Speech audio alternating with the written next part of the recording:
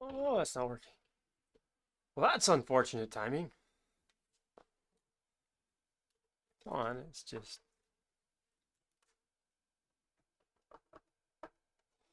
Let's try this. Well, that is unfortunate timing. All my hotkeys are not working, so yay. Um, Guess I should do some unlocking. Oh, I may have to restart OBS and restart the stream. Hold on, let me get logged into my YouTube here. It's okay. Nothing too sensitive to should show up.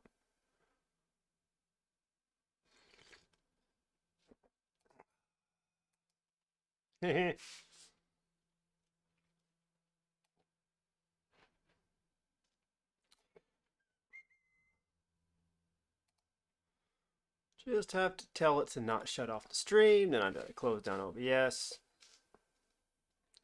reboot my computer or something, some such nonsense. See what happens. I'll bring this back over here. Nothing I need to hide on this. It's not really anything I need to hide anywhere, but come on, give me some space. There it is. Enable auto stop. Turn that off.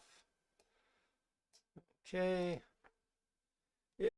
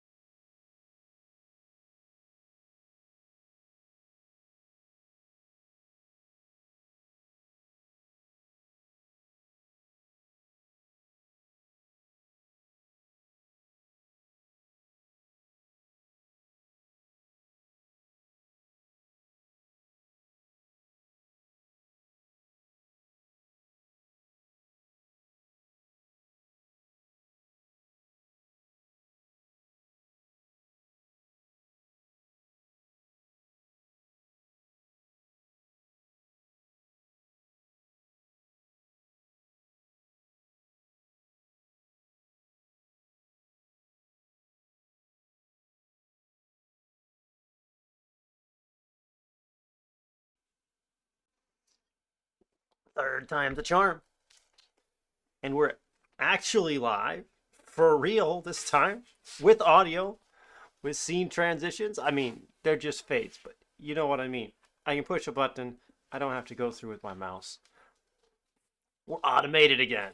So somewhat automated. Not, yeah, so automated. I can turn a knob. I decided to switch to this scene. I can turn a knob and move myself over there. Yeah. All done through the magic of OBS. What's it called? OBS MIDI. Yeah, OBS MIDI MG. Decent plug again. Not perfect. I have my complaints. There's way worse things in the world, so I'm not gonna worry about it. Maybe one of these days, when I finish this game engine project, um, we'll we'll move back to OBS enhancements. On the note of OBS, I had the good fortune yesterday to pick up some new computer hardware. I don't know if I went over there far enough for you to really see it or not. Way over there. It's not new at all, but it was $40 for that case, and I can't even get you over far enough. But a new monitor, so new, very old, and a keyboard and a mouse. It's a whole system. It's several years old, but I think we're gonna put another monitor over here on this side for my streaming control and streaming. That one should take the capture card. It's got Windows on it, so I'll put my capture card in there. I'll run a screen over from my current PC. I'll still do all my development work over here on this guy. To you guys, it should look almost identical. To me, it's going to be a little bit different, a little bit better, maybe, hopefully. Let's run HDMI out of the back of this into the capture card. And then we'll send a couple screens out of there. So OBS will be running on there. I'll have stuff go to the camera. I'll have stuff go to the screen.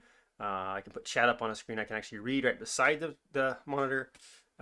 Things like that. So anyway, stream is going to get a little better. Nothing major. A little better. Small quality of life improvements as we go, right? Anyway, back to the topic at hand. Where are we? What have we been doing? What have I been up to? Well, first of all, I should launch our web server back up. I don't have that set to run automatically, so give me a moment with that. A lot of moments, looks like. Yeah, there we go. And then let's just do that. I guess you guys want to see, right? You want to see. It's a web server, a Python web server. Okay, so a little bit of background. I've been sick the last couple of days, so I'm not super motivated, not super on top of things. That's why you haven't really seen me. But I opened a port to the outside world so that my helpers on this project, my sisters, could like log in and check out the progress of the game and stuff.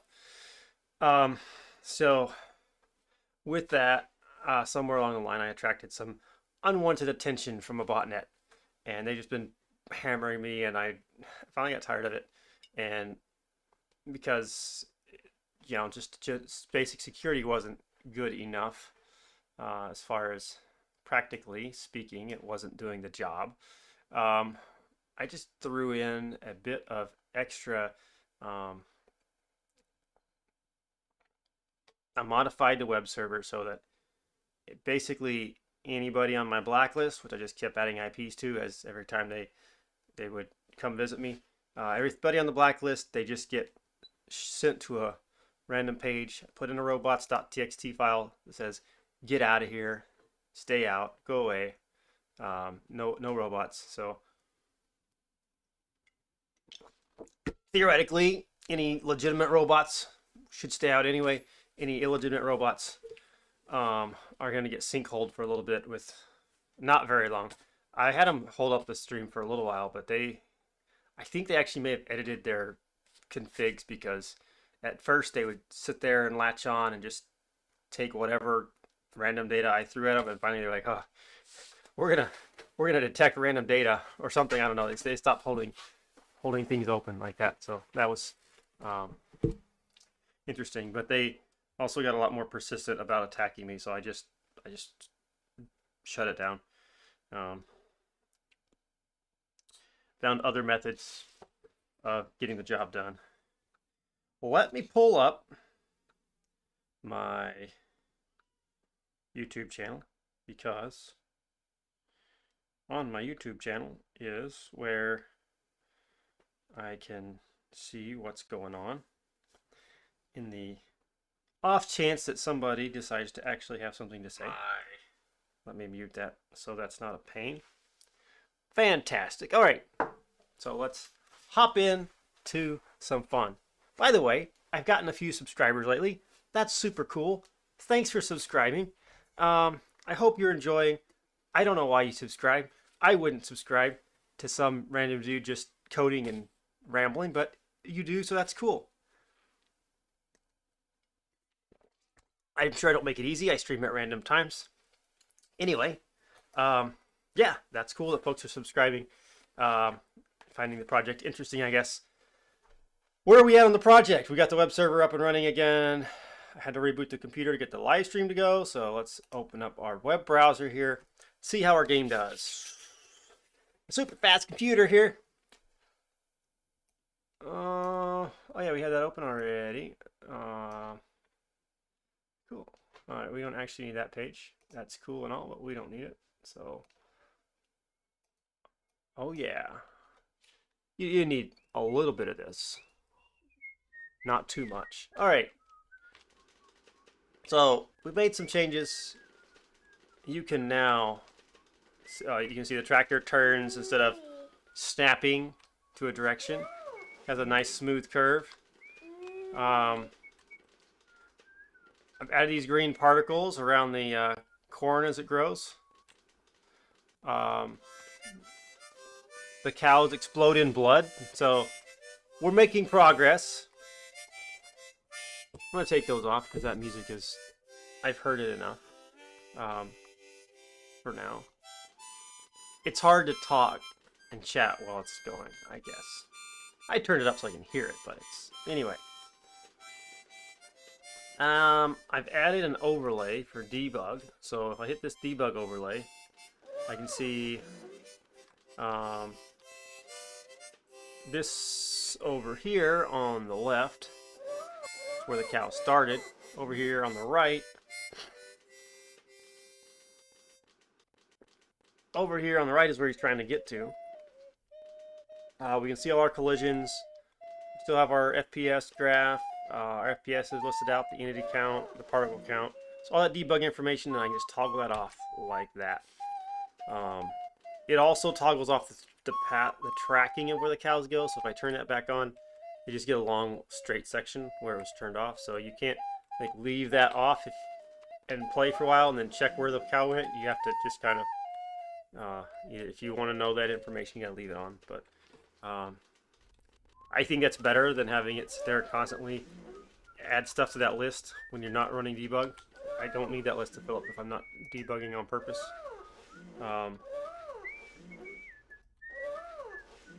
We've made some other adjustments as well. It's still not great. As far as how the cows move, now, I added some randomness, so, well, it was already random. I added some weight to the randomness. So, there's two things that happen. The greater the angle from where the cow is pointing to its home. So if it's trying to go this way and its home is down here, it's going to be really likely to turn. It's going to turn a random direction, but it's going to be really likely to turn. The greater that angle is. So if they're real close together, it's more likely to keep going. And if they're real far apart, it's more likely to go away. So as it can like walk this way, right? But then as it gets past that point, starts to get further away, it's going to be more and more likely to turn. And of course, if it's pointing away, it's more likely to turn towards it than away from it. Additionally, because that wasn't quite enough, I added some logic in there so that it weights the randomness by a small amount by the angle. So we have a term, we multiply the angle that it needs to turn, like the angle difference, right? So if we added that angle to it. So whichever way it is, you just add that to it and you multiply it by like 0.002 or 3. I think it's 0.003.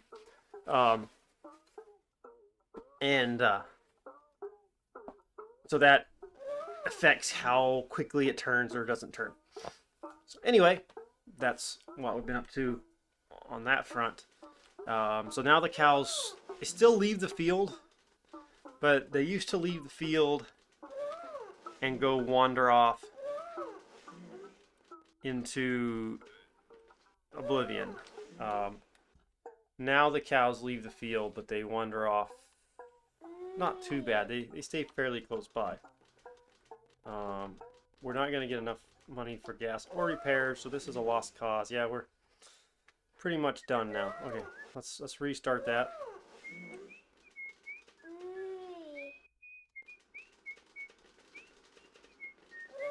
Turn that debug back on. But see, sometimes the cow, well, that cow starts in a specific spot, but its home is just a random place in the field. It's always trying. It's not trying to get home, but it's more likely to move to turn the further it is pointing away from home. Anyway, you get the idea. I let it set and run all night with a herd of like 20 cows, and they would get about twice the distance of the field away, but they always came back. Always came back into the field. So it works. Pretty much how I wanted. I kind of wanted them to get a little closer. Most of them, they tend to stay really near the field. Every once in a while, you have one that just wanders off and finally comes back. It works. That's how I want it to work. I want them to wander, but I don't want them to get lost.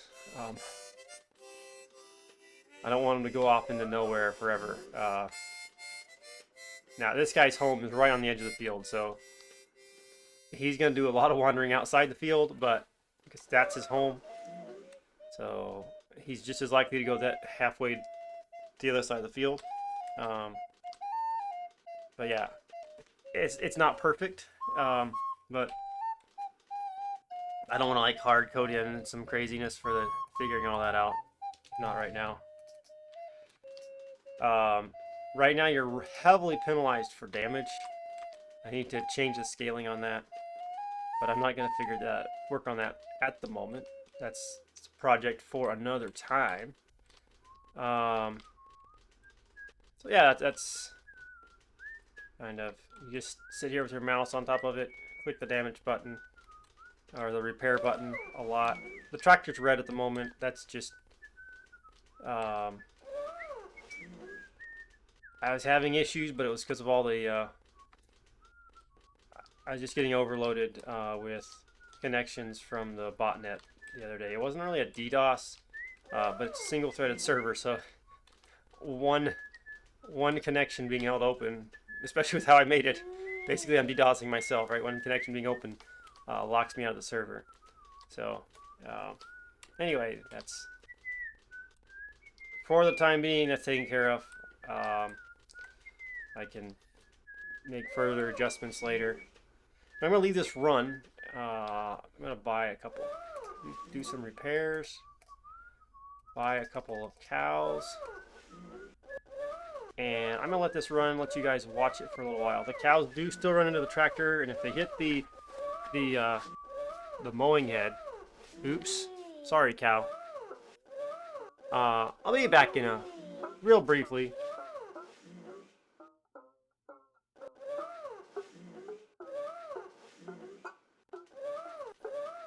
Alright, I'll be back briefly. I gotta take a quick break.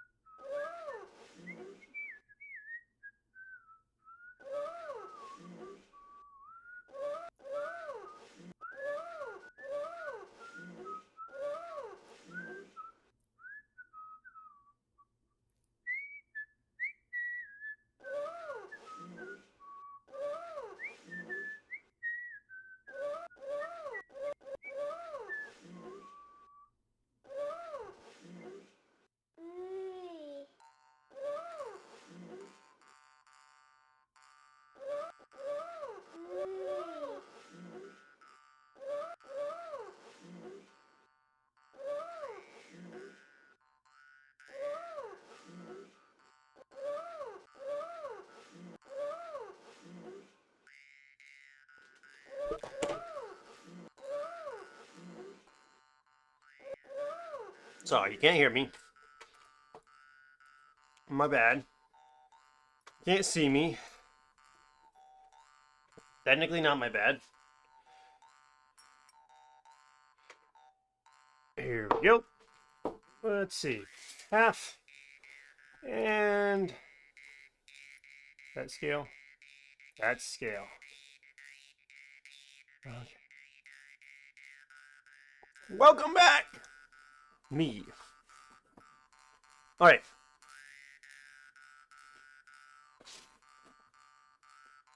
Oh, I also added pausing, so if I move the mouse, or if another window has focus,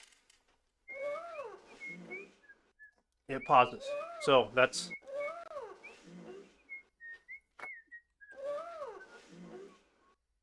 At this point, we're broken beyond repair. We spent all our money on fixing it. The question is, can we earn $1,500? I think we can, if we don't get any major damage. So you can see the cows are not wandering far off. They do get outside the field, fertilize the grass, but they come back. So that's why I left us running while I was gone, so you could see cows do their wanderings. Like I said, I let this run all night. For an hour or so this morning. And seems pretty good. I'm pretty happy with how the cows move now. Anyway, that's where we're at. But we're running at an abysmal, I don't know, 18 frames per second on my computer. That's not what I want. So, time to deal with that sadness. And the way we're going to deal with that is by optimizing collision detection. It literally spends half of the program's time inside the collision detection algorithm, checking what kind of components things, or checking whether two items care whether they collide, so it can bother to check for collisions. I did that to optimize so I wouldn't have to go through all the collision detection algorithm. Because that's non-trivial. I mean, it's not that big a deal, but it's non-trivial. So that was taking it the most amount of time. So now most things don't bother collide. All the corn isn't trying to collide with other corn, for instance. Doesn't care. It's like, okay, you're not a thing I collide with. I don't have a return function, so I'm out.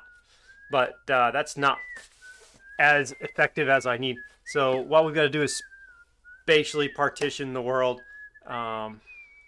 and use a spatial partitioning to find collisions, or to decide whether we need to check for collisions. So we're going to do our thing that we do in this series. And if you've been around, you know what that is. We're going to go ask ChatGPT for help. So let's get that going.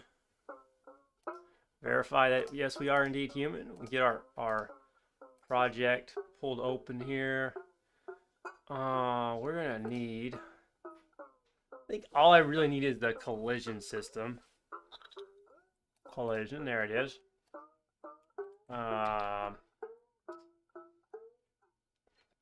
Okay. I need to optimize the section to only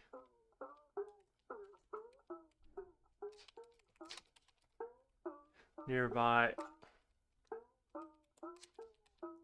objects. Okay.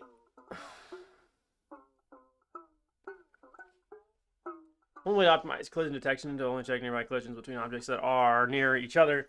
One common approach to accomplish this is to use spatial partitioning data structures such as quad tree or grid. A quad tree is a tree data structure in which each initial internal node has exactly 4 children. Each leaf node of the quad tree represents a cell in the space it contains a set of objects.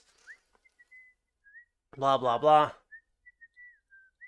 A grid is a simpler data structure in which every space is divided into a fixed grid of cells.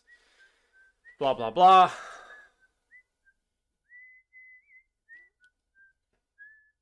Objects that are in close proximity.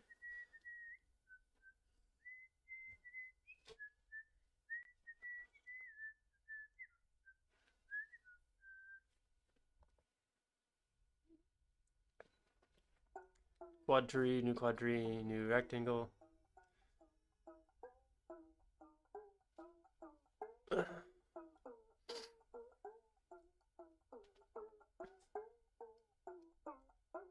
Quad tree, you go to a new quad tree object and then insert all the objects in the quad tree on each frame. Update. The function retrieves all the objects that are close to the current object and check for collision between them. Please let me know if you have any other questions. Okay, that's fine. What if my game bigger than the canvas?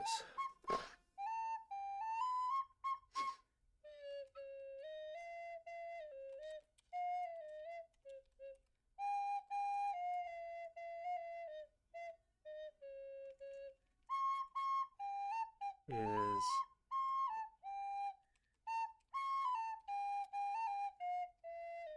then I'm not sure I like this new keyboard. It's got better keys than the old keyboard. That's nice. You can still use the quadrilateral grid to optimize the collision, but you will need to adjust the approach slightly. One way to handle an unbounded game world is to divide the world into a set of fixed size cells and then use a quad tree or grid data structure to keep track of the objects in each cell, and then only check for collisions between objects that are in the same cell or neighboring cells. The approach is to use a dynamic quad tree like a hierarchical grid. Adapts to the density of the objects. With this approach, you'll have bigger cells in areas with fewer objects and smaller cells in areas with many objects. So you will not waste computation time in areas with few objects, and you will have more accuracy in the areas with many objects. Game, a spatial hash is a data structure that uses a hash table to map objects to cells in the game world. The advantage of using a spatial hash for a quad tree or grid that it can handle an unbounded game world without the need to divide the world into fixed size cells. It's worth noting that all of these approaches have trade-offs, and you should evaluate what are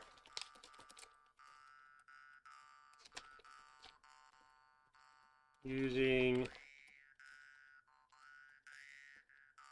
spatial hash. Always use the last suggestion, right? The main downside of using a spatial hash is that it may use more memory. That's fine.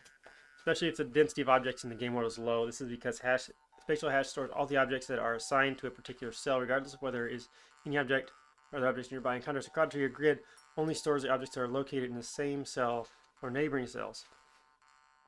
The spatial hash is that it may not be as efficient as a quad tree or grid collision detection, especially if the objects in the game world are distributed randomly. Hash function of map objects to cells, and the efficiency of the hash function can be affected by factors such as the number of objects in the game world, the distribution of the objects, and the size of the cells. Additionally, spatial hashing is not good at handling objects that are moving fast or have irregular shapes. Okay.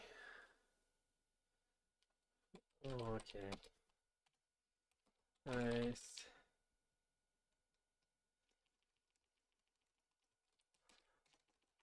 What about KD trees? Where do they land?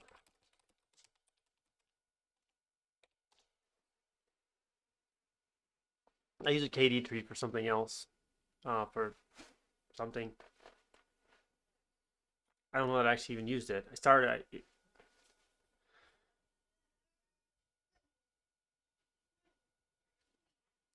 KD trees are particularly well suited for applications that involve searching for the nearest neighbors of a point in a multiple dimensional space. The main advantage of using KD tree over quad tree grid is that it can efficiently handle high dimensional data since the number of dimensions does not affect the performance of the tree. This makes it well suited for scenarios where the objects in the game world have a large number of attributes or properties. For example, in 3D games, the main disadvantage of using KD tree is that it can be more complex to implement and maybe less efficient for collision detection than a quad tree or grid, especially if the objects in the game world are distributed randomly or the number of objects is low. Suited for handling objects that are moving fast or heavier other states. It's worth noting that KD trees and quad trees both are used for different purposes. Quad trees are mainly used for collision detection and spatial partitioning, while KD trees are mainly used for the nearest neighbor search. Okay, like quad tree and grid, it is important to evaluate the trade-offs of each approach and choose the one that best suits the specific requirements of your game. Okay, so quad tree it is. Okay. It is.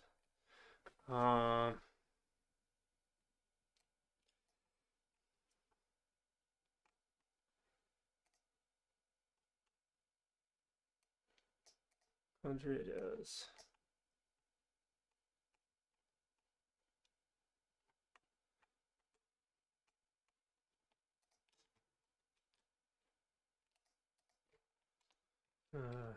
Let's see.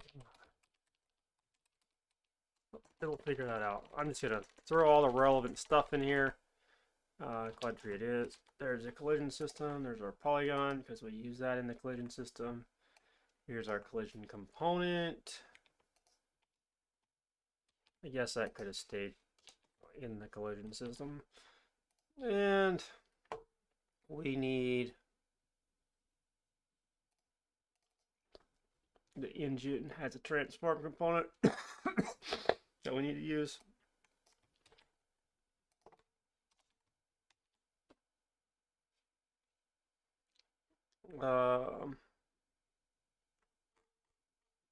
Okay. Is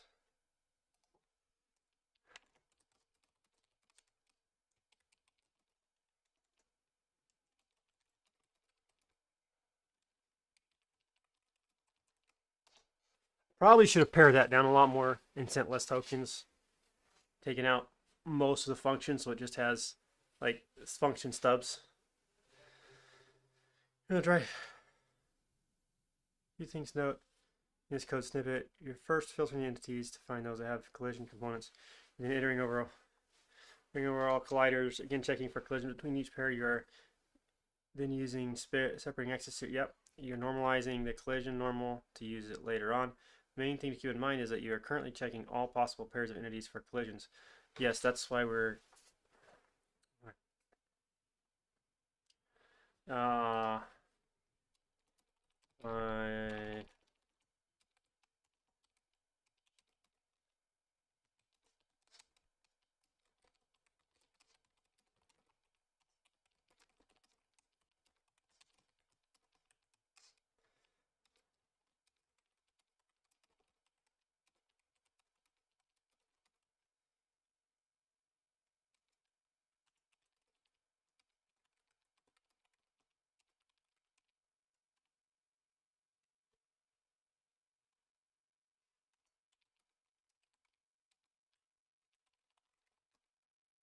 collisions.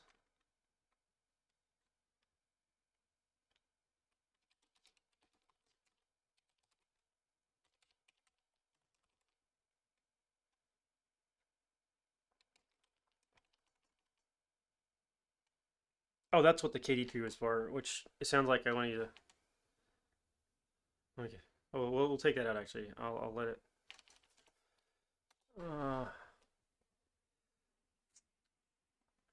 Let's see if it does. I just need a quad tree implementation and then the 2 bits of snippet. Basically, it's just going to be adding a quad tree.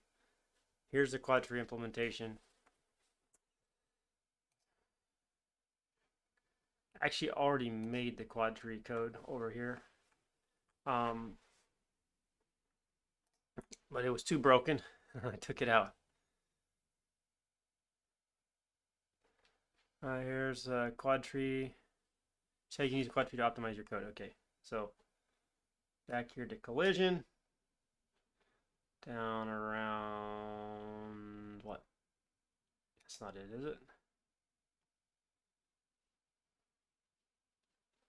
Constructor. Okay, so in our constructor, we make a quad tree.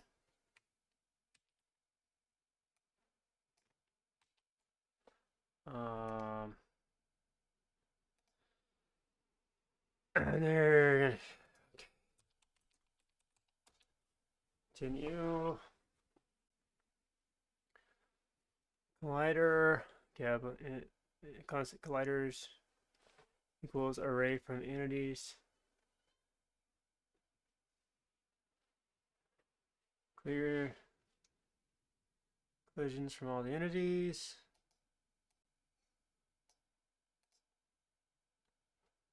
Let active collisions clear the quad tree.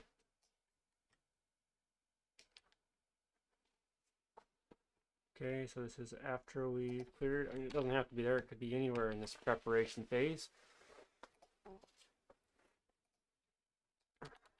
Now I'm thinking we don't need to go through all the colliders twice, right?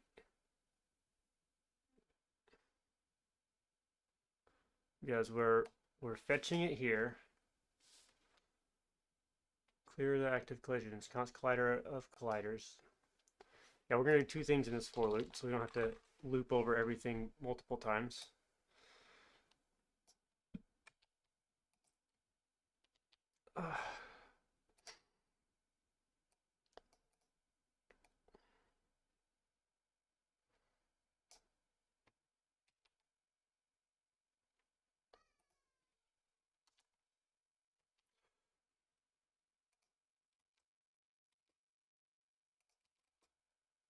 Collider.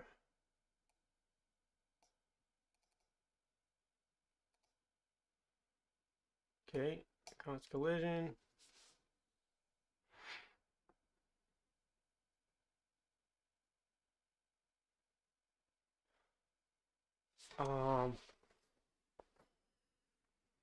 Okay, it looks to me like, let's make a note here. Need to take into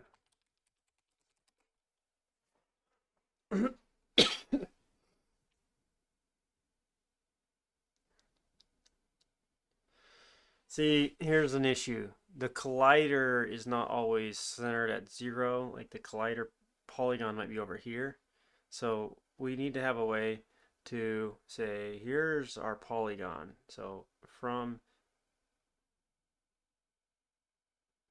it's got to have a width and a height and an X and a Y offset, basically, for the polygon. That needs to be set at some point. So, we got to rotate and transform it. We do that down at the bottom, but we got to do that up here instead. We still have to rotate all the colliders. It looks like we don't take that into account yet. So, we need to take into account the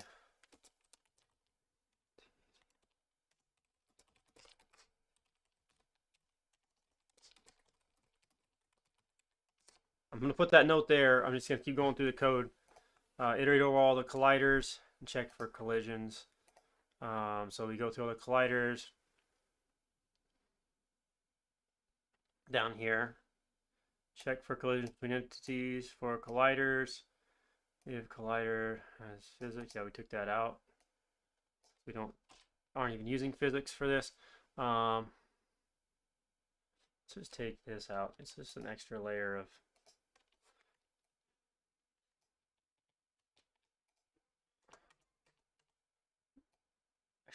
brackets. Okay. So you can go back. Oh no, that's part of the if. Yeah, okay.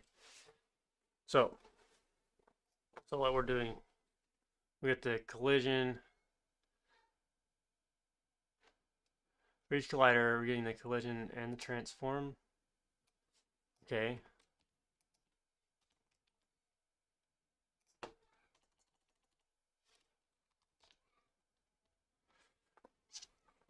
And then all colliders in the same cell.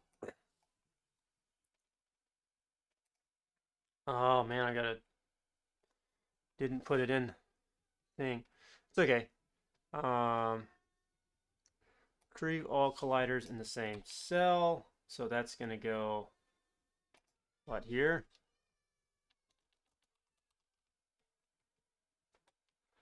And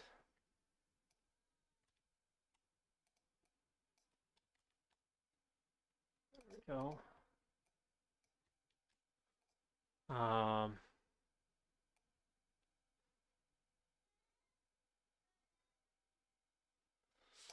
I'm just gonna paste all this in here and then we'll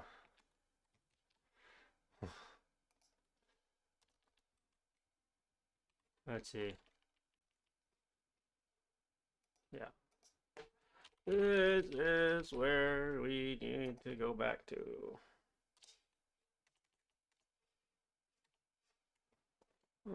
There we go.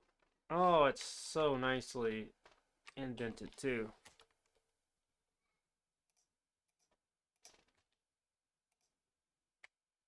Even that needs to go add one more.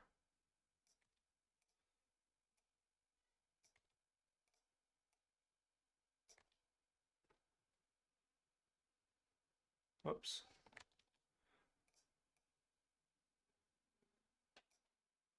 There we go.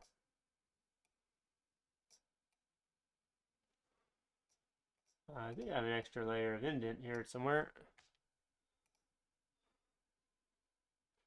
Where does that one terminate? There. Oop. And that terminates there.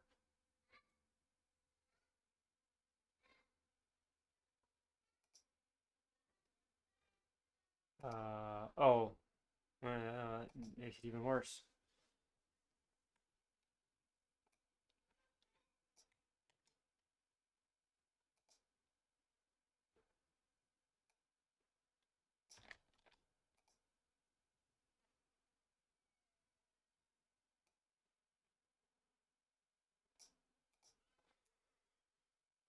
I don't like doing this.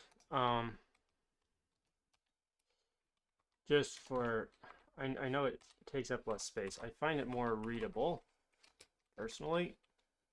I know it's a kind of personal. I find it easier to follow, like how the logic goes if you don't stick little things in like that. I used to do that sort of thing too, so shouldn't complain when the computer does it, but I am. Okay, so now let's see what we did here. I guess we needed some more of those, didn't we? Okay, we have 1, 2, 3, 4. So that's what's wrong. This all needs to come out to there.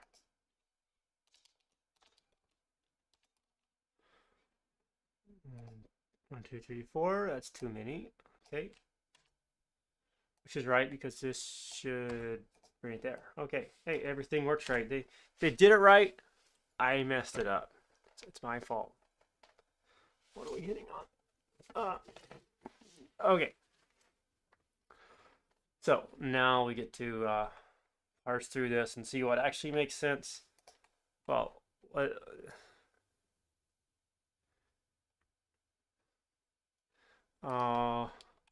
we will need to take account that the collision are often not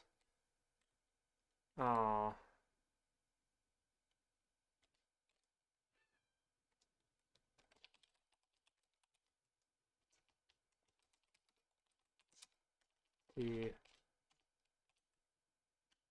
okay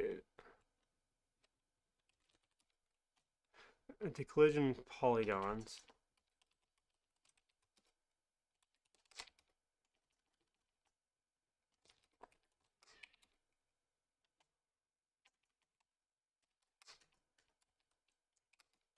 uh,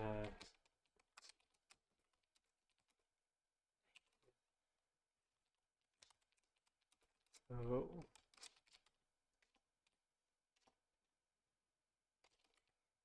Just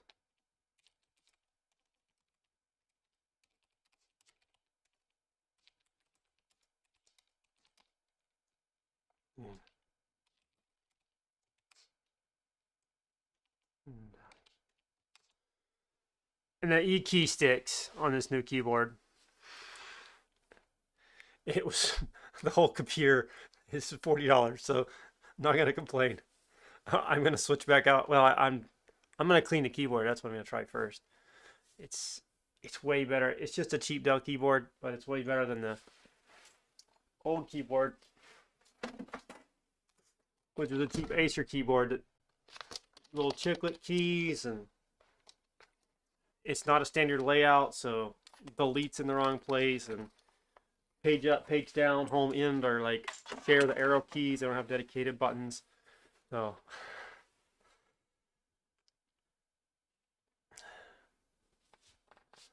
way to handle this is by creating a bounding box around the collision polygon and using the bounding. Yeah, exactly. Yeah, update the code with the bounding box.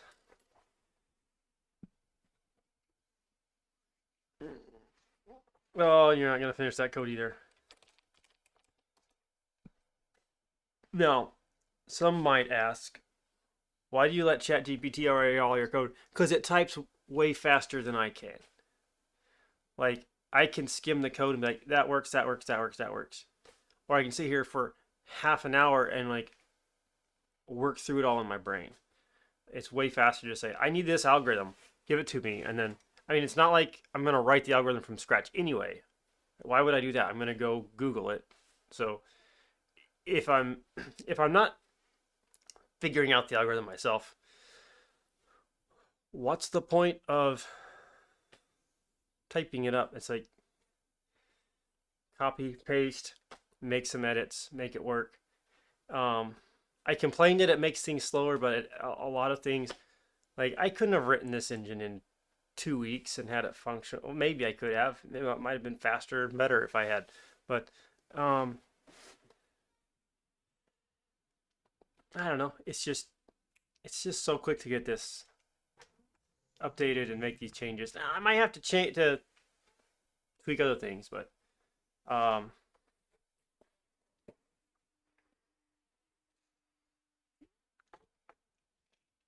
okay. I think I may need to restructure our code slightly. Currently, I use just an array of vertices for the polygons, and then I have a polygon object that I'm using to pass that into and create the polygons every time. It might be smart to put the polygon in the thing, pass it the vertices to create it, and then I don't have to change it every time. Although, nah, I gotta rotate it and translate it, and I just do it. I rotate all the vertices and translate them, and then I pass them in and make new polygons. So I'll keep it the way it is. Sorry, that was a lot of extra rambles. Anyway.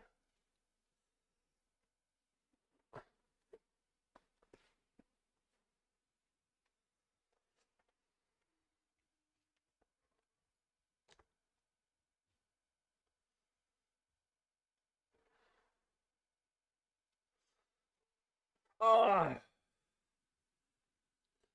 Bounding X. Okay.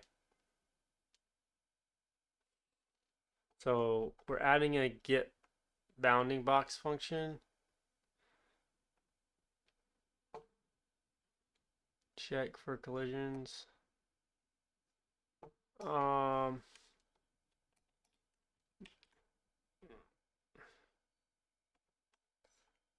Get collisions.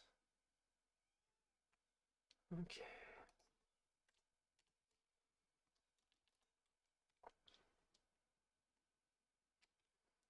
This is some more code I need to.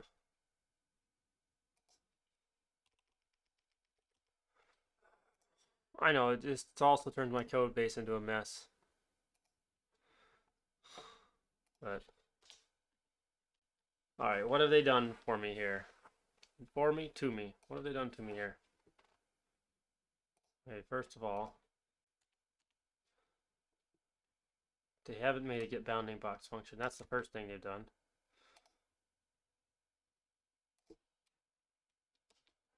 Did they still not finish? They still didn't finish the code either. Okay, well, let's go from here to there. Let's tab that all out.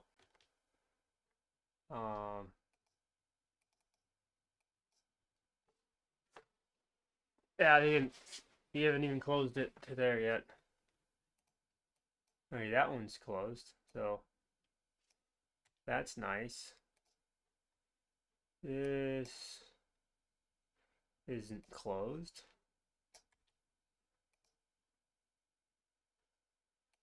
This isn't closed. This one is closed. Okay, so I gotta say continue yet again. As long as I don't hit that, you've made too many requests in an hour.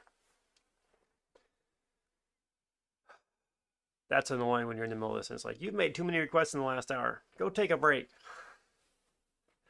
You haven't even finished giving me this section of code yet.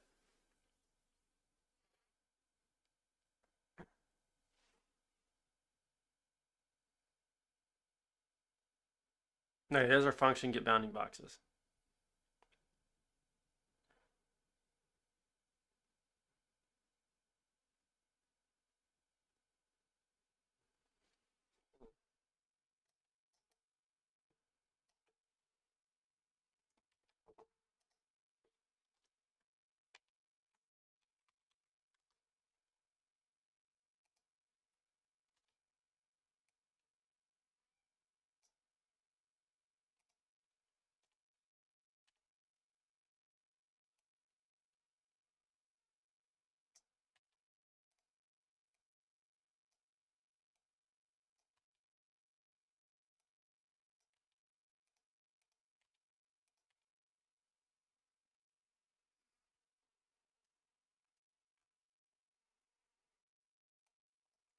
Here's our new collision system.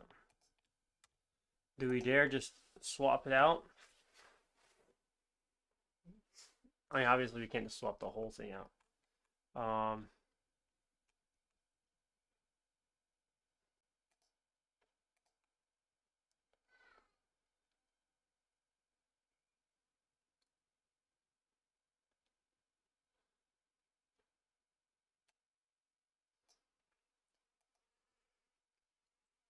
Okay. Basically, we would get rid of that. That's actually already up there. Okay. What do we want to do?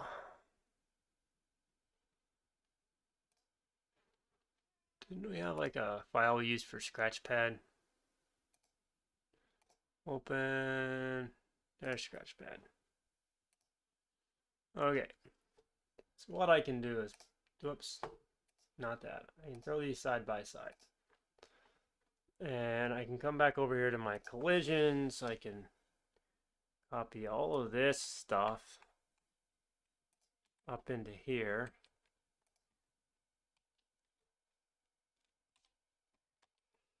Okay, put that in the scratch pad, and then I can come back up here.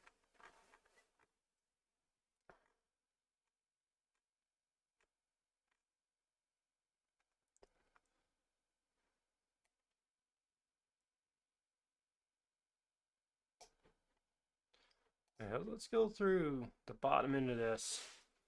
Okay, we're going to handle the collisions. If P1.test with T1, do that, okay.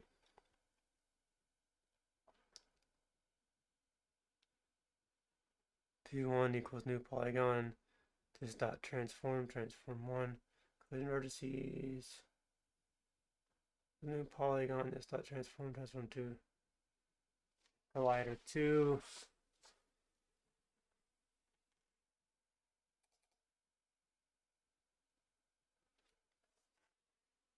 I mean, it makes sense to call them Collider 1 and Collider 2. Vertices, keeps everything nice and clean. Oh, wait, they're doing the crazy thing. Okay, why are we calling it? I guess, sure. Okay, and then what is all this we got going on here?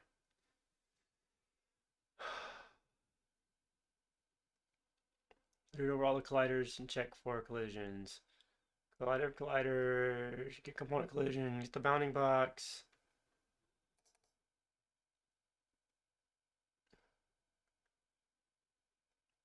Keep all the collisions in the same cell or neighboring cells. And tree, bounding box, X, bounding box Y, width, height. Okay. Um,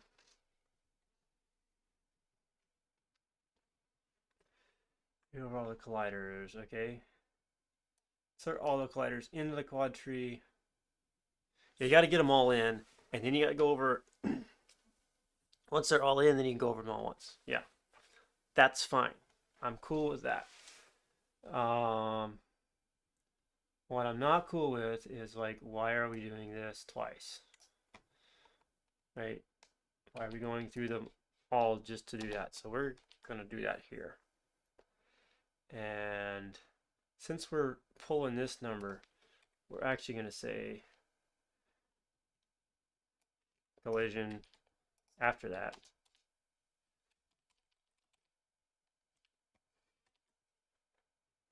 And then we'll put this note here.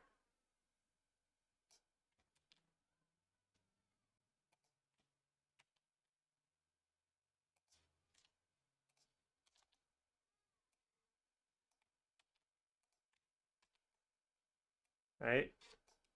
And now we can get rid of this extra loop. I mean, it's not that big a deal, right? You went through them all once. You go on. It's a thing though. It's little things.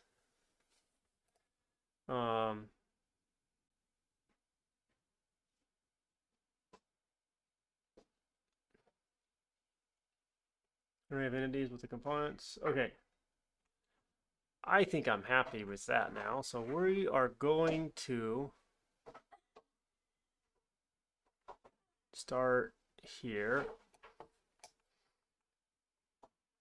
Go to the end of here. Everything looks good, so hopefully I didn't miss something important.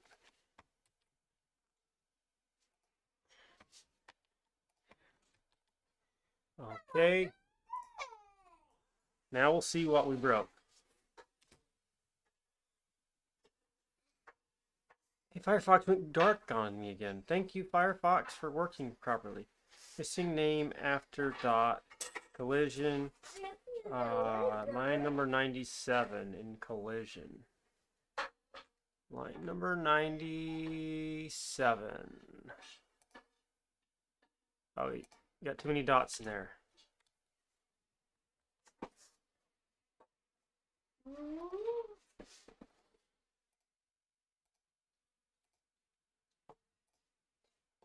Okay, let's, why is that so big?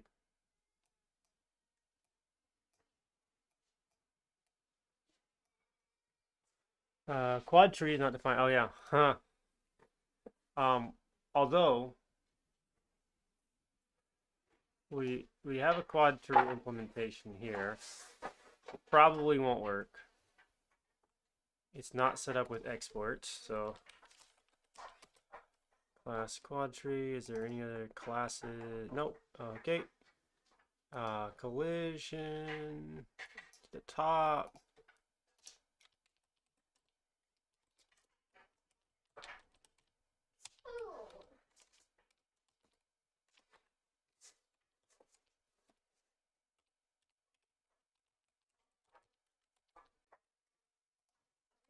See if that quad tree implementation even works.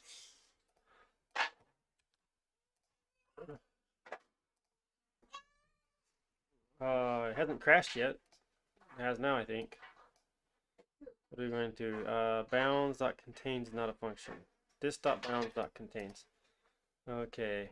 Well, we're just gonna be lazy and say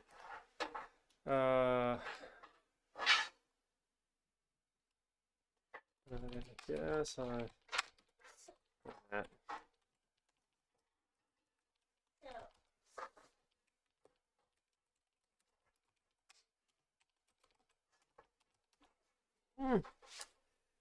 Hey, goose.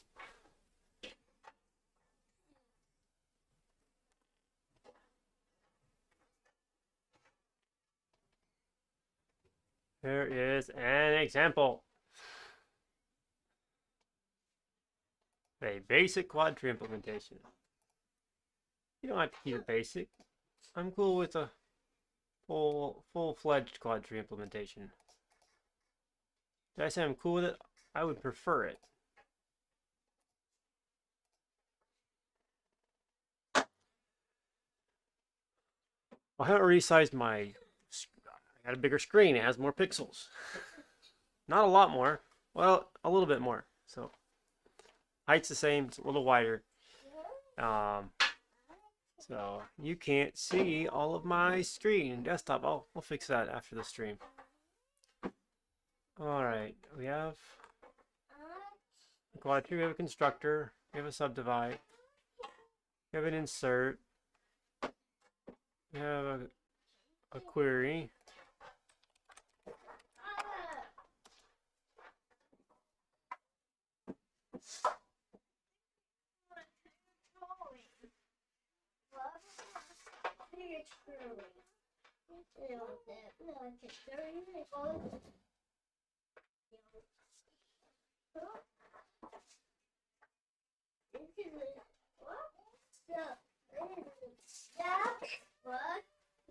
And I'm just going to assume that it uses the same. Oh, careful.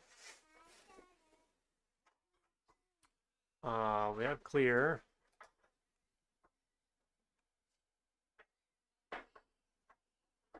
This is not quite exact. I mean, it's this dot points equals that if this divided.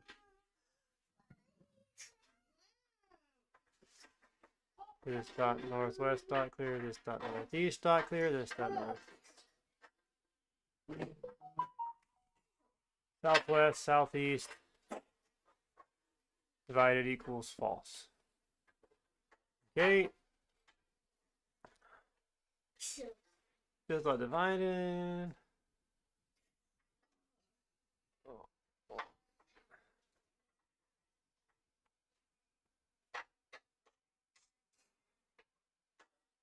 Okay, what was the complaint again? This dot bounds dot contains. Quad tree line 24.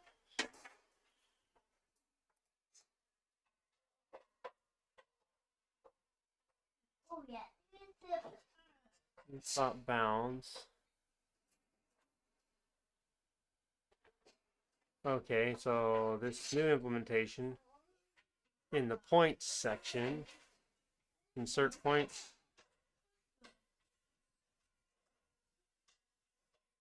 Okay.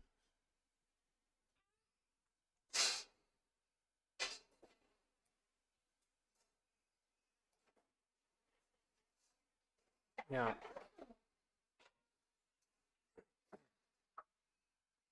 Okay. We'll just paste in their new code. It looks okay. I don't think one implementation is any better or worse than the other.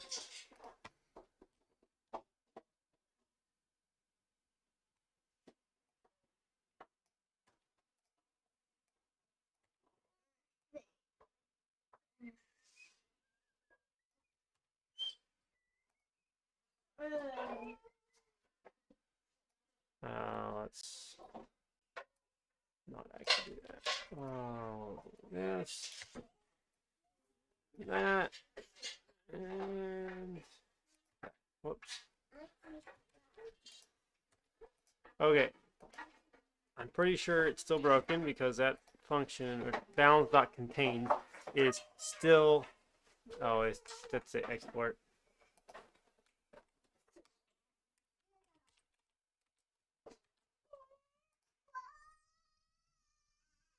This dot balance dot contains is not a function. I need a contains function, please. It's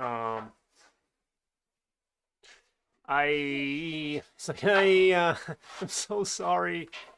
I apologize for my mistake. Contains method that uses the example is not a built-in method in Java.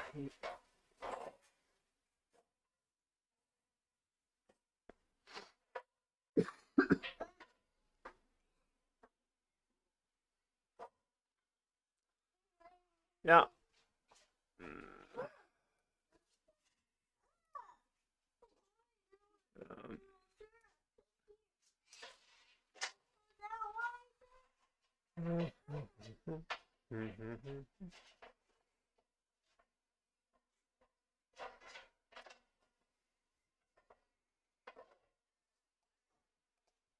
Who knew exactly what I was talking about, though?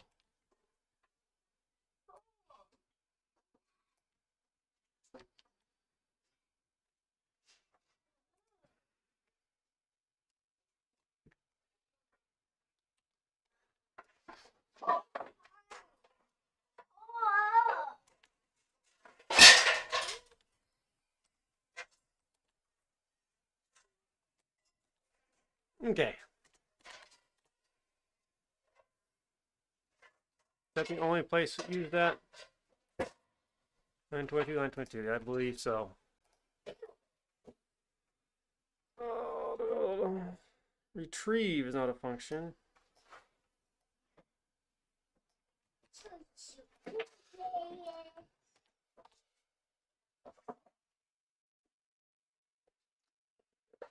I hadn't actually gotten around to testing this before, so.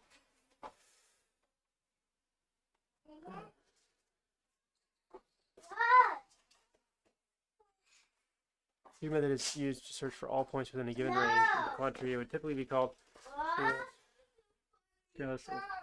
entities that have potential to collide with the current entity. I forgot the key point of the tree. The quad tree is being able to retrieve things from it. You put stuff in and it's all good. That's seems good to me.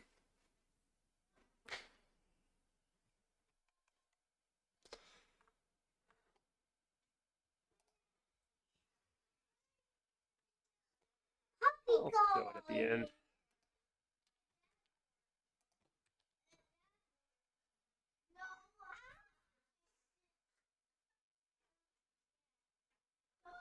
I think we're gonna have another function missing here in a second. Hold on. Let me. Dot balance dot intersect is not a function. You okay? Hold on.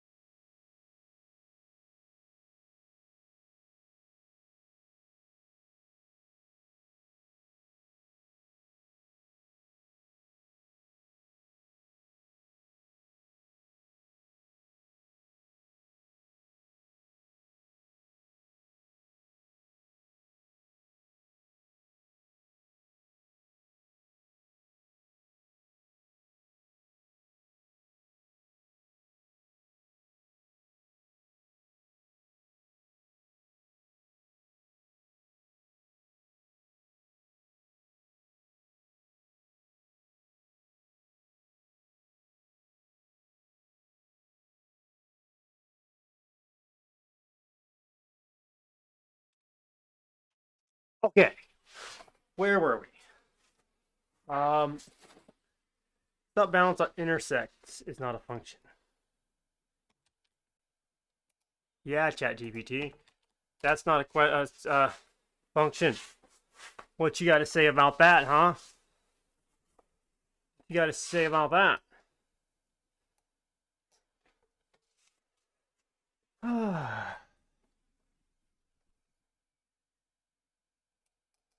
Like, it implemented half of what it said it was implementing. Spread that out so I can move around a bit. It implemented half of it.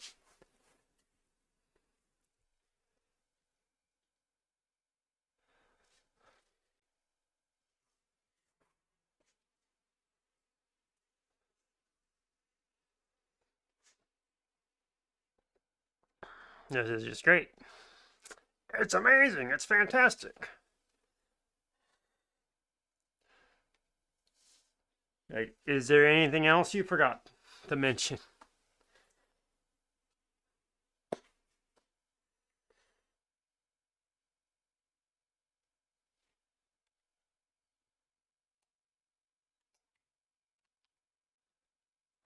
Intersects takes a range. Okay.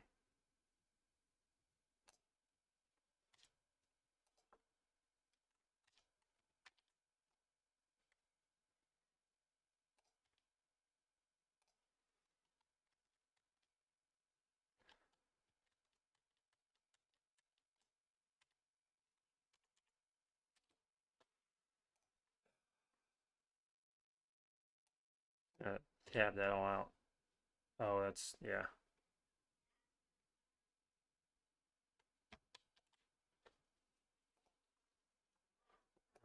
Is there anything else you forgot about?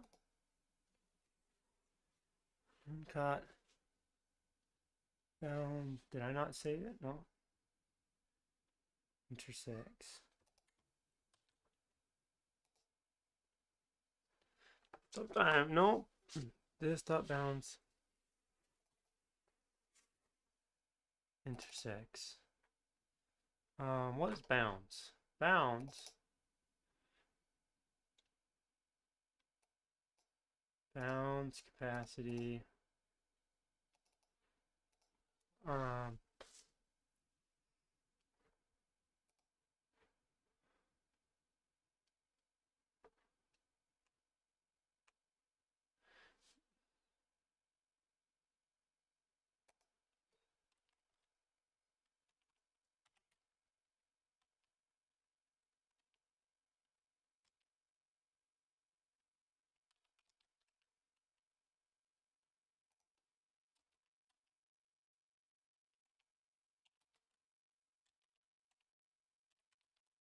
is that how you do it? Let's try it.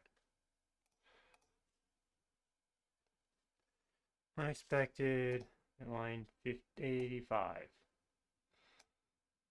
Yeah, it didn't like that.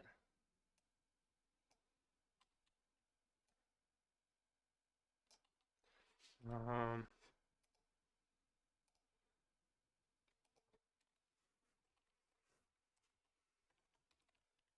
May.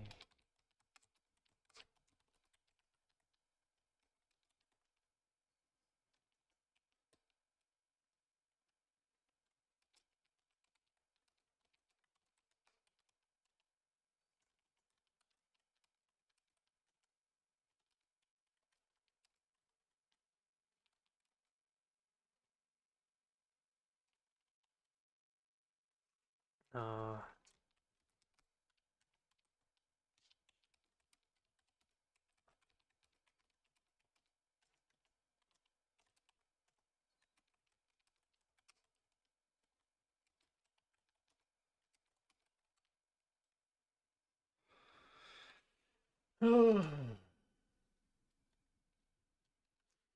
we did that. We're just gonna. We only used it once, right? So we're just gonna add a bounds and range, and anywhere it says this dot bounds, you just take that off.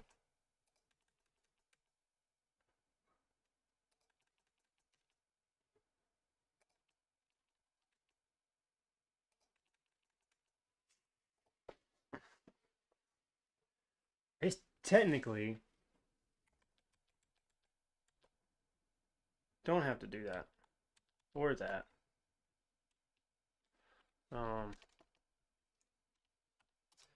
We just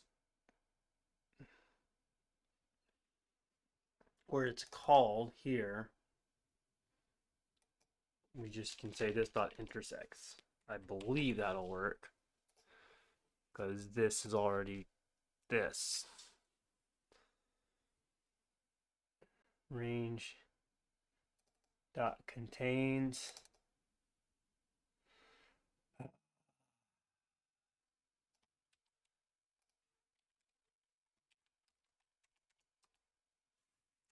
any other functions you forgot to tell me about, ChatGPT? Any other functions I'm going to need here? Because I feel like you could have taken the extra 10 lines of code to write all these functions. Yeah. In a way where they would work and I wouldn't have to like modify. Here's a function. It almost does what you need, but you're going to have to modify it a little bit. Or modify the other code to work with it. Right. When we called it, we were calling it on this. Yeah, we're calling it this dot bound. So it works out the same. Yeah,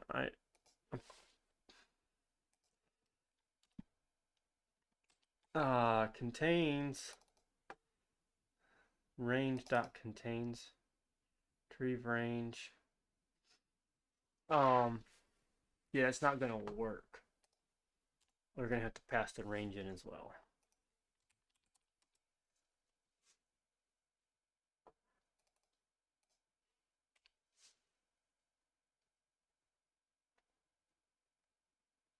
Yeah.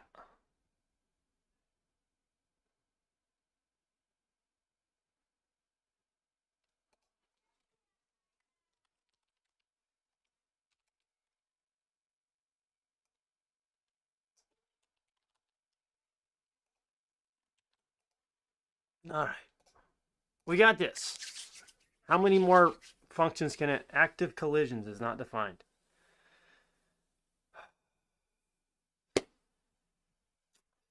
You're right. 136.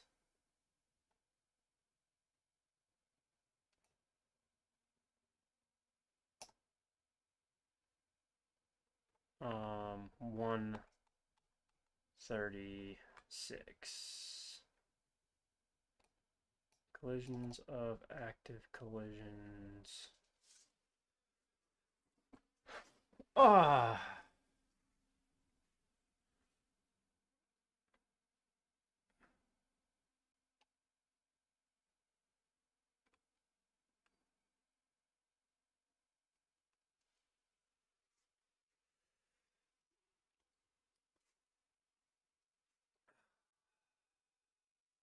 This is why you don't just delete it. Should have not done that. They forgot about that. So in my former implementation, active collisions is defined at the beginning as an array. And then we go through and we add all the colliders. No. Yeah, we just have an array called active collisions, and we can make another one here. They just deleted it for no reason.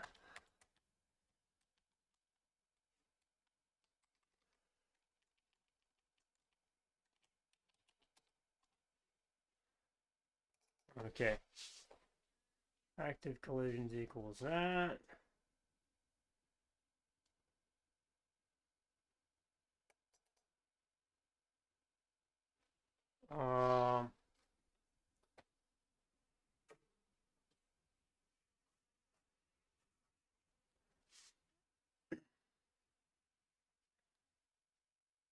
Yeah, okay. That's not a big deal. I think. I hope I didn't screw anything else up. Alright, is it noticeably better? I don't know. I think so. I think it's noticeably better. It's also not colliding with anything, so there's that minor detail.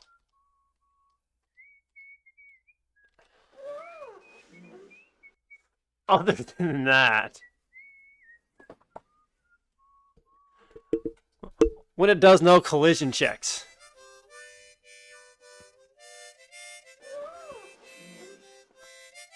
When you got no collision checks going on, your collision overhead goes way down.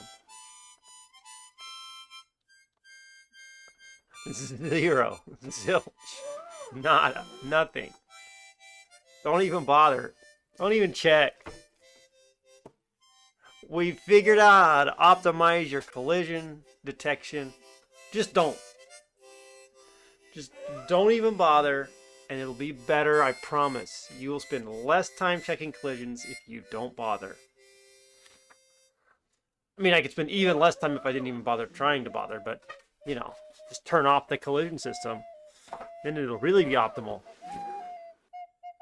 But yeah, we're running up in the... We're actually touching the 60s every once in a while. Back where we were at the beginning before we add all the particles and extra nonsense. So that's cool. We're probably actually worse off because now we're like mostly 30s with some spikes in the 60s, and that's probably more jarring than like running between like 28 and 17. Like that little thing is not near as jarring, and it's not like this is a high precision game where the frame rate's going to make a ton of difference. But if I can't optimize this, I mean, it could be bad. Okay. All right. So now we don't have any collisions detected. Oh, time to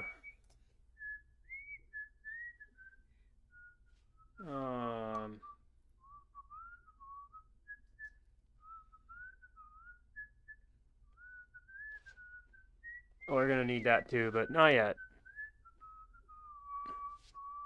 Well, there's a couple functions. We are gonna want to check the query function. We return here. We return here.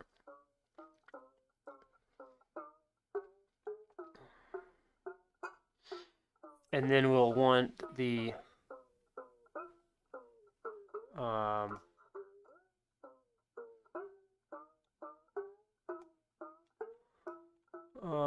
yeah, you got all kinds of things. We're gonna go to the collision and step through here where we're checking collisions. Oh, we're handling collisions where we test for collisions. And we'll start with that. Okay. Get the game running again.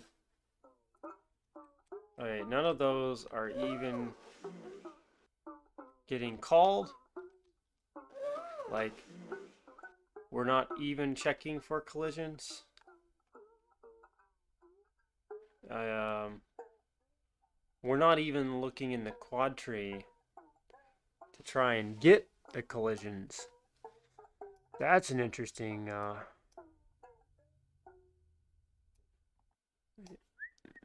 situation. Okay, collision system.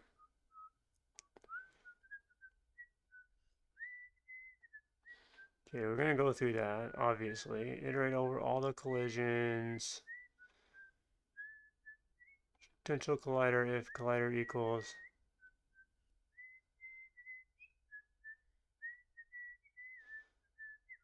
The collider as. Okay, so we are getting to here. I think we can skip this check actually. So let's start with that.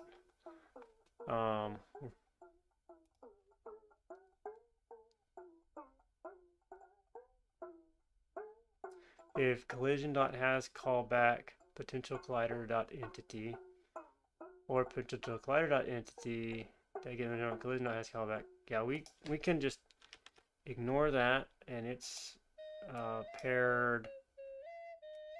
Oh, let's go the other way.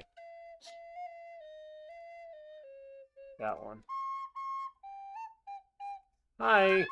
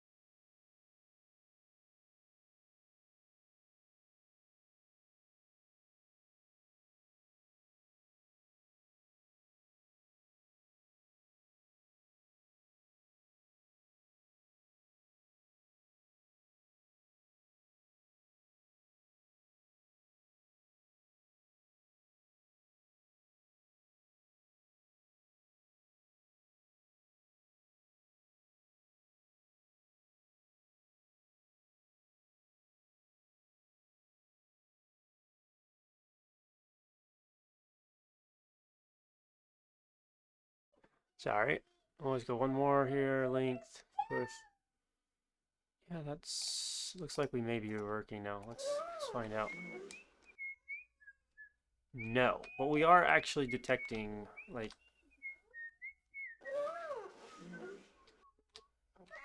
we are detecting the collisions. I just gotta figure out how it broke my code. I really should have saved a copy of it over there in the scratch pad. That would have been smart. Yeah, it's not your fault. It is your fault, ChatGPT, but not really so much as mine. So I'm not gonna blame you. We're just gonna work our way through here. Okay.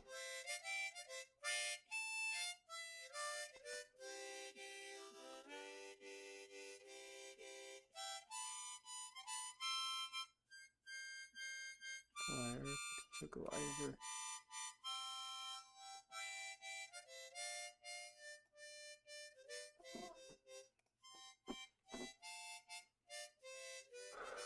Collider.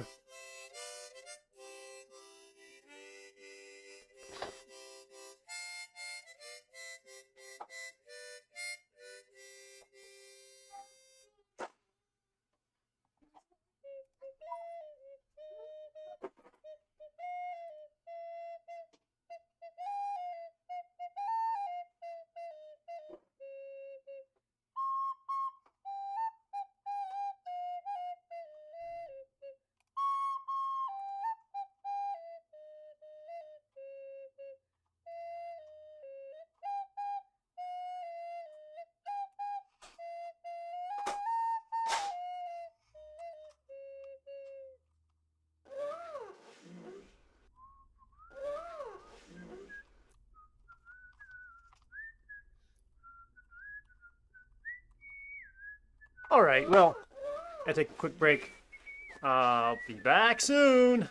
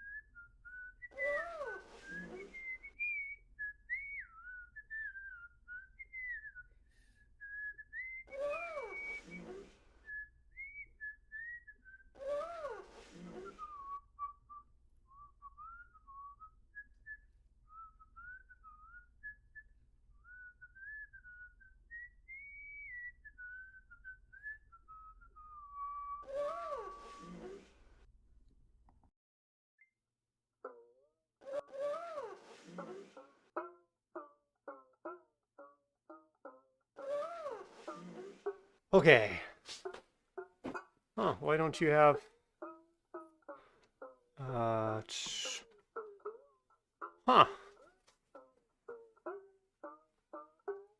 You don't want to see the screen back there anyway, do you? Audios.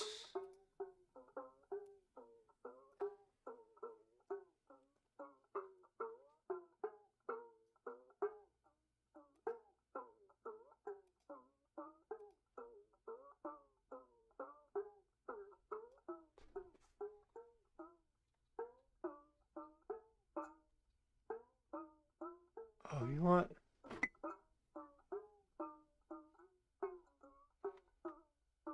Nope. Well, let me go do it manually. I don't know what I did. Turn. Camera.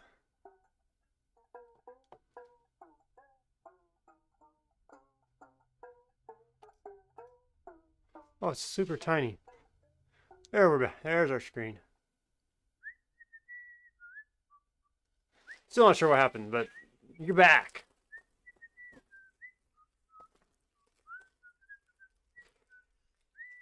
Okay. Question of the day. Why?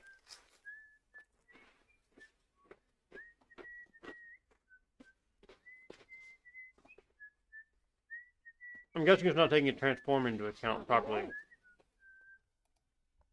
So I think that's what we want to look at next time.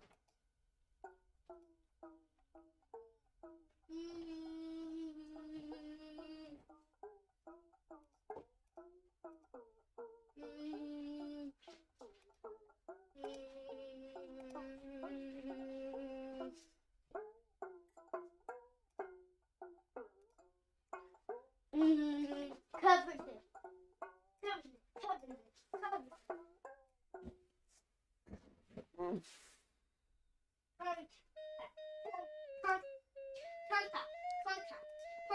Get.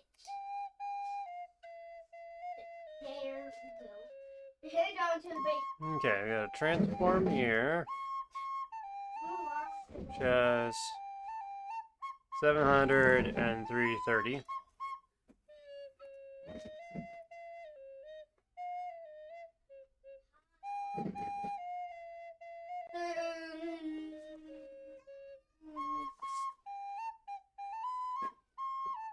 I mean, certainly candidates.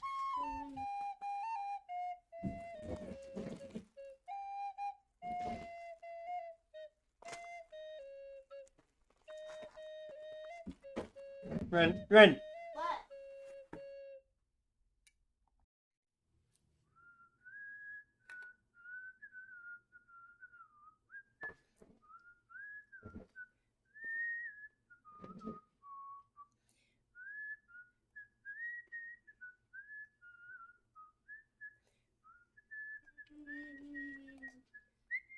Okay, so that's -2, -2.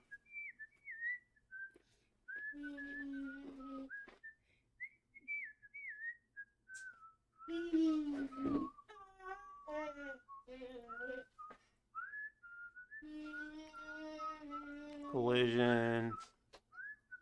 Look at it! Look at it!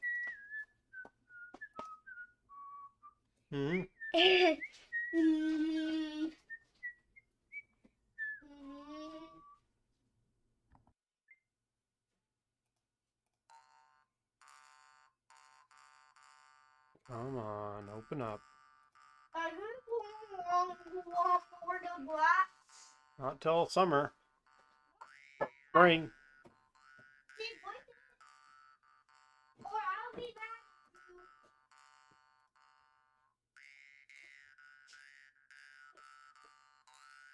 Okay.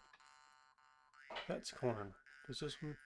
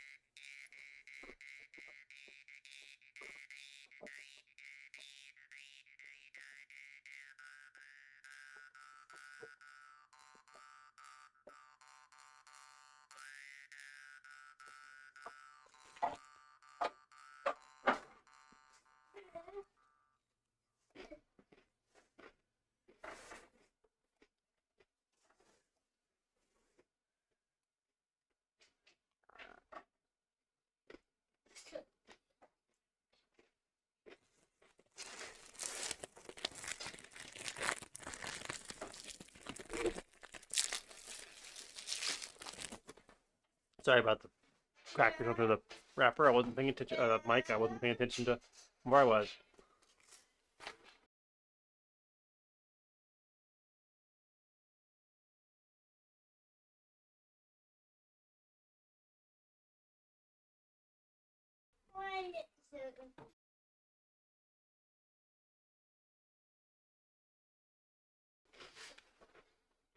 All right.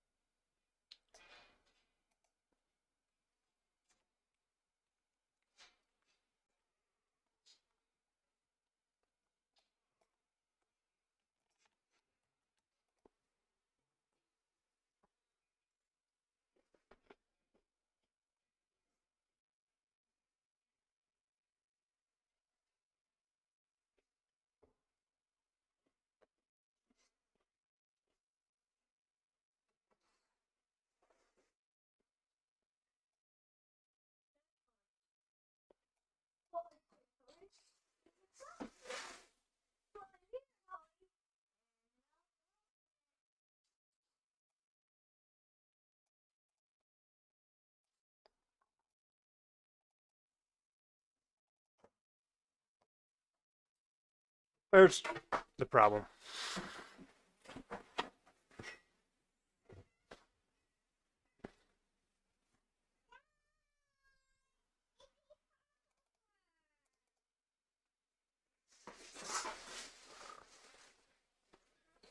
Okay.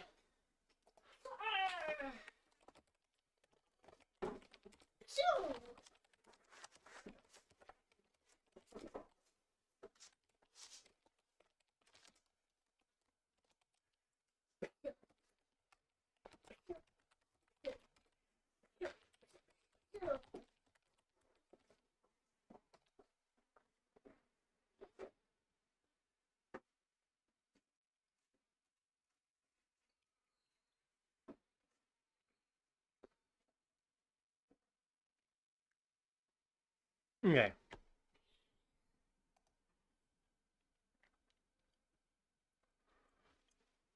Oh, but you have to take into account the transform of the entity. Okay. Comma.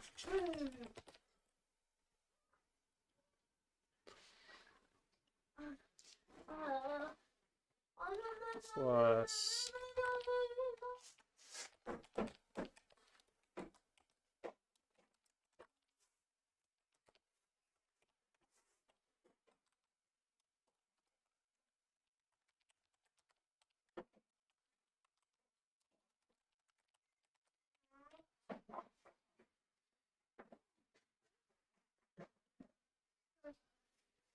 And then we'll use this function.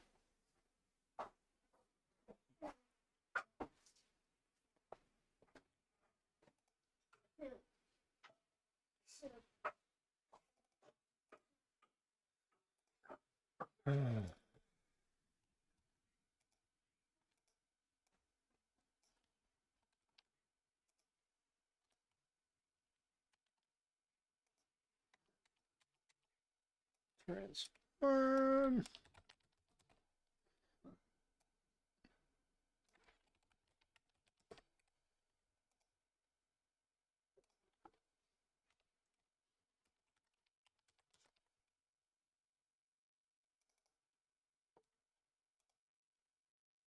Okay, and then we do it here.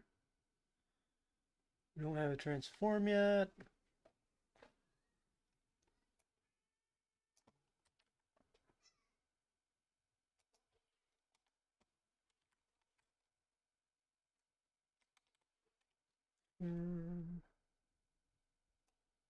Collider.get transform.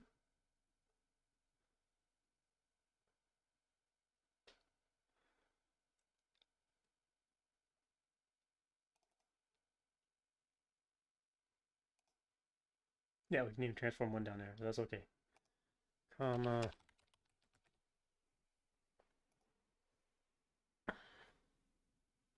That's a whole separate for loop, I guess. So it's different scoping. Anyway, all right.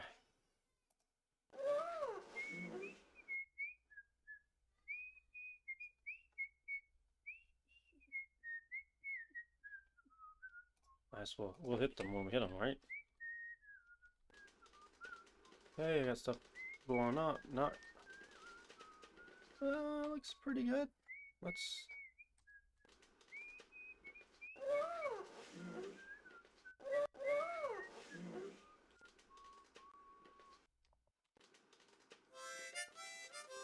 Alright. Yeah, that was it. The little things. And that's... well, it doesn't always work, I guess.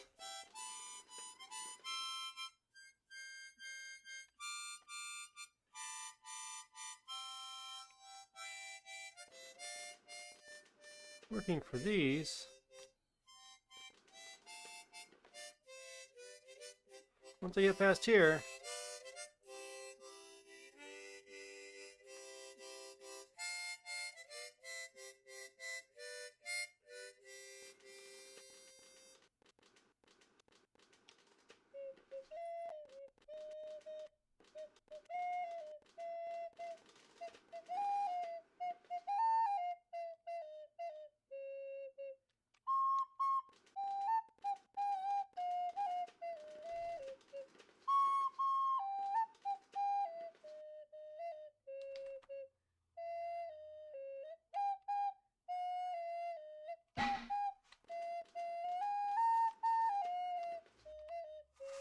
Okay.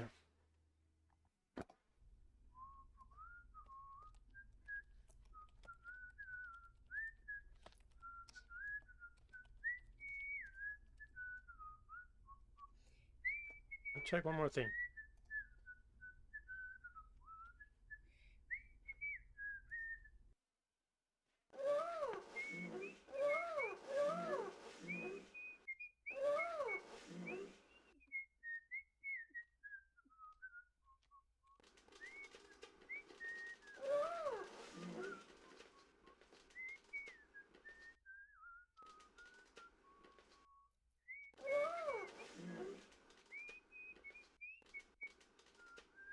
That's working, yeah.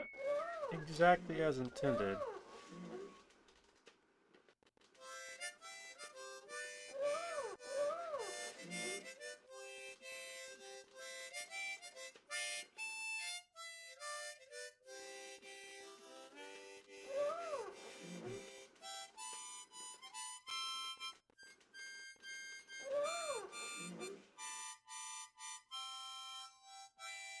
Okay.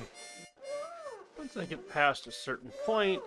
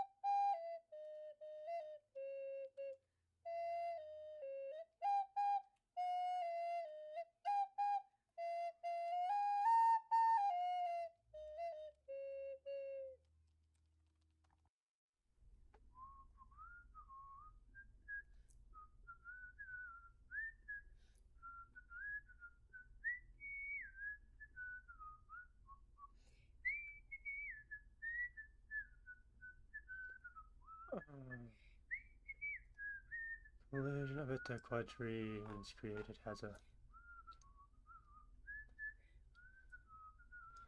yeah, oh, yeah.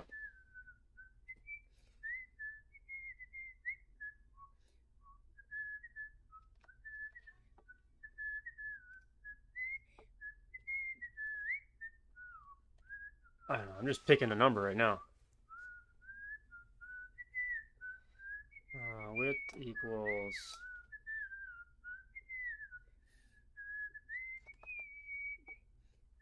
height equals, 2000.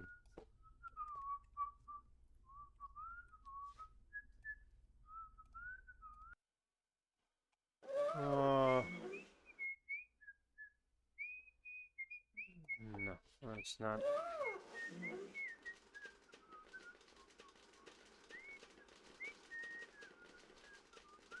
Oh dear. Just the area where detected collision goes off.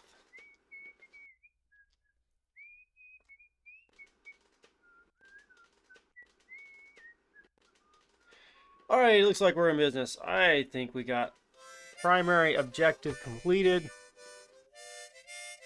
Our FPS is infinity now, so that's pretty cool. I went from 20 FPS to infinity FPS. I mean, you can't get much better than that. Or we have a divide by zero error somewhere. You know, whatever. Something to play with later.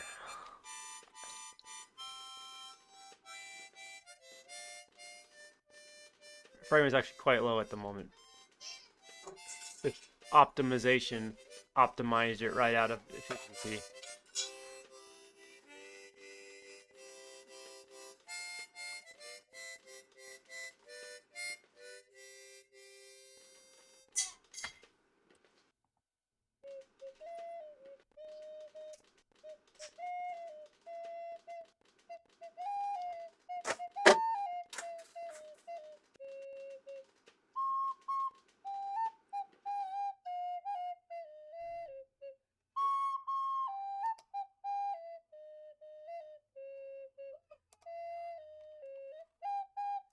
See if this speeds things up at all. It'll be kind of hard to tell, but maybe not. I mean, you got the FPS up to minor improvements. On my laptop, I'm sure it'll be significantly better.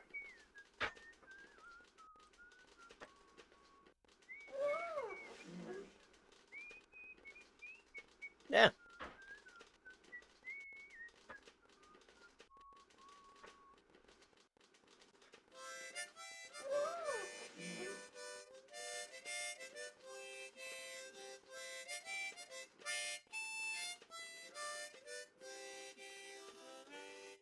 Minor improvements. Turns out collision detection is hard.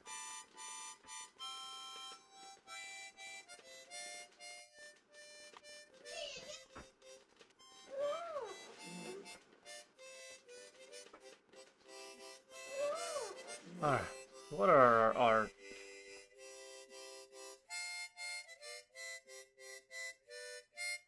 bounds? XY width tonight, capacity. It's just a number. What's capacity used for? I think that's how many it puts in a cell. Is that capacity?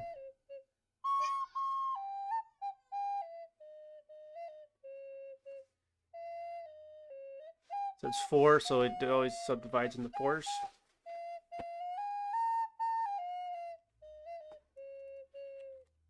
I don't think we can do much more for it than this.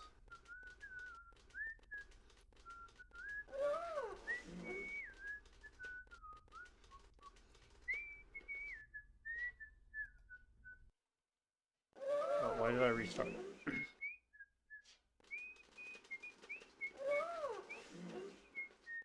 Alright, I hope you've enjoyed, folks. It's been fun. I gotta run take care of dinner and other household chores. So I might come back tonight and do a little more. I'll definitely do some more working on this tonight. I don't know if I'll hit the live stream button or not. Anywho, it's been fun. I gotta run. I'll catch you all another day. Hope you're having as much fun as I have. Until next time. Goodbye. I guess I should actually